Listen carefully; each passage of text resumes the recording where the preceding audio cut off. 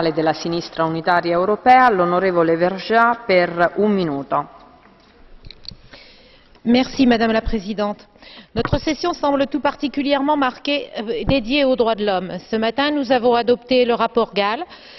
Nous avons aussi adopté un rapport sur les trafics des êtres humains, un autre sur l'ordre de protection européen, autrement dit les droits des victimes.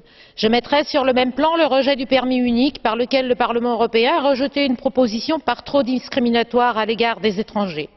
Je ne reviendrai pas sur le prix Sakharov, je me suis déjà exprimée, mais pour moi, ce rapport s'inscrit dans la même vision à deux vitesses, la même vision prismée des droits de l'homme portée ici par un certain nombre de collègues et je le regrette. Quelques exemples. Je suis attachée à la liberté de religion, tout comme à la liberté de croire ou de ne pas croire. Et de nombreux non-croyants sont aussi persécutés à travers le monde. Je note que notre rapporteur a refusé des amendements reprenant le concept même existant en droit international de liberté de pensée, de croyance et de religion. Pourquoi 15 paragraphes sur la liberté de religion, essentiellement centrés sur les chrétiens, et seulement 6 paragraphes sur la liberté d'expression? Rien sur les syndicalistes.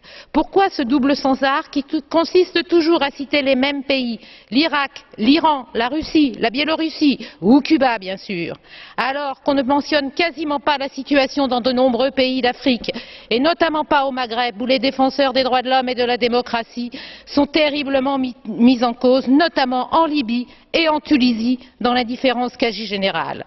Ou encore, rien sur la Colombie. J'espère que ce débat nous permettra d'avancer. Je pense que c'est en équilibrant nos positions, en adaptant les discours et les actes, que nous progresserons vers une conception réellement universaliste des droits de l'homme. Nous avons encore beaucoup de chemin à faire et je vous ai bien entendu, Madame Ashton.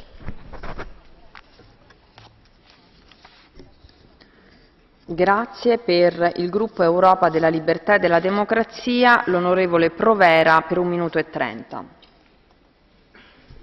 Grazie Presidente. Ringrazio anzitutto la relatrice per aver accolto alcuni miei emendamenti sulla libertà religiosa e mi